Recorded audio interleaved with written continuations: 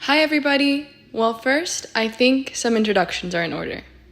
This is me, Heba Malik. Circa 2009, I was tomboyish, silly, and even at a young age would change my mind about what I wanted to be when I grew up at least twice daily. This is my Nana Abu, my maternal grandfather, known across town by many, from the tiniest 5-year-old to the elderly ladies of the aerobics club, for his friendly nature. And thirdly, this is my Dadaji, my paternal grandfather, known endearingly as Uncle Abbas by countless former students.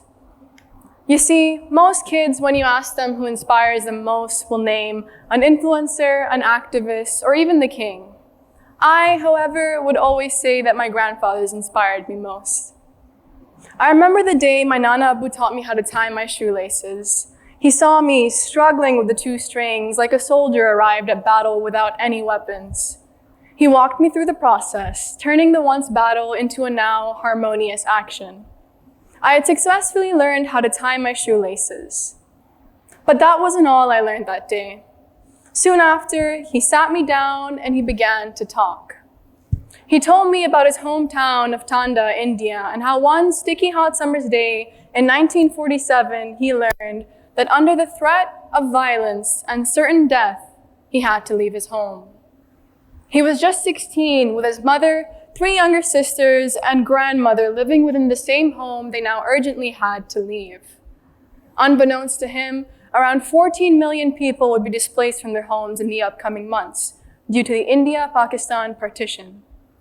Families would be scattered and homes lost forever. When it came to the matter of my Nana Abu's grandmother, there was much debate. She was elderly and had difficulty walking. She wouldn't be able to make the long journey to the newly designated Pakistan. It was the advice of many neighborhood members that she be left behind. To this, my Nana Abu's grandmother did not protest. She seemed to just accept her fate. My Nana Abu recounted the hopelessness he saw in his grandmother's eyes and how it caused something inside of him to fire up. In that moment, with resolve, decidedness, and an unwavering belief that something greater than himself would help him in his purpose, my Nana Abu decided his grandmother would not be left behind. So he took her on his back and was determined to walk her to Pakistan. And walk he did. For 3 days, he traveled with his sisters, mother, and grandmother, hopping on trains and walking amongst thousands. And when he did finally arrive in Lahore, knocking on his extended family's door, he recounted the way his uncle's eyes lit up when he saw them. He looked to my Nana Abu, a skinny 16-year-old at the time, and said with tears in his eyes, "You brought my mother to me. Thank you." After hearing my Nana Abu share this, I looked down at my shoes and the laces I had learned to tie just a few moments before. And I remember thinking just how tiny my shoes looked compared to his. You'd think it would be a lot to have one heroic grandparent in the family. Well, I had 2. My Dadaji, or paternal grandfather, was a man who always sought to give back to his community. He lived in the eastern province of Saudi Arabia back in the 1950s, when many Pakistanis had come to the country to work. While there, he saw a deficit in the education available for the children of Pakistani expatriates. Those who could afford it often sent their sons back home to go to school. But most girls missed out on formal education entirely. So my Dadaji sought to fix this. He built the first school for the children of Pakistani expatriates, a process he started from the ground up, something that took years of dedication, school relocations, and a lot of grit and determination. But he never gave up on his aim to help his community.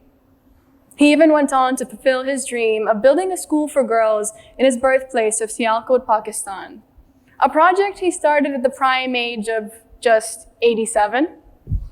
To this day, my family and I run into current and former students of his schools, many of whom endearingly knew him as Uncle Abbas, their school founder and a man governed by humility and a desire to give back.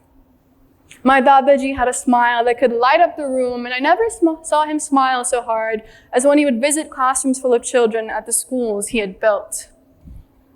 It astounds me to think that even after his passing, the works of those lively and rambunctious children whom he empowered with education continues on. He would tell me two things. One, to always remember my roots and never forget the importance of being humble. And two, to be thankful for my education and use it to help others, as education is the best means through which to uplift your community.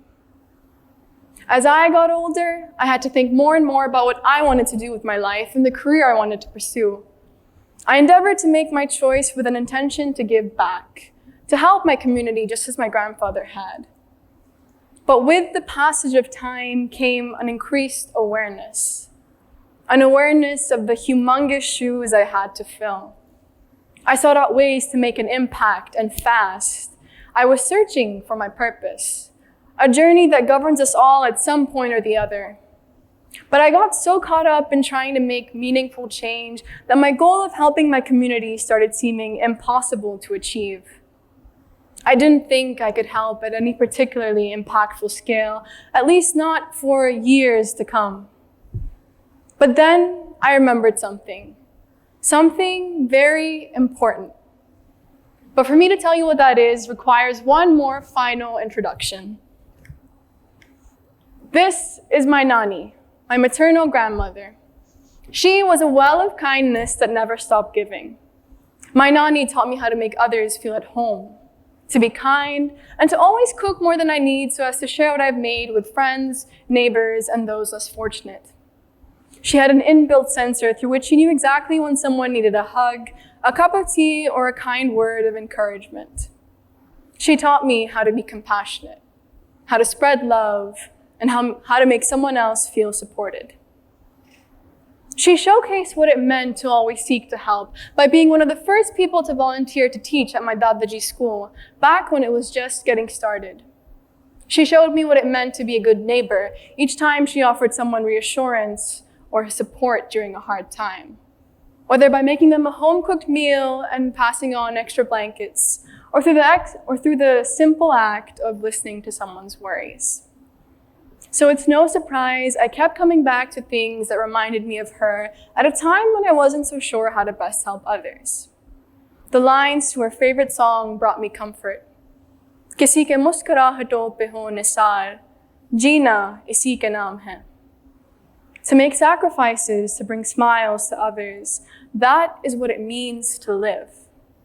A line ultimately encouraging kindness and its incomparable role in making our lives fulfilling. A mantra that reminds me that to live richly is to practice kindness in small ways, whether that be moving an insect safely away from harm or helping someone cross the street.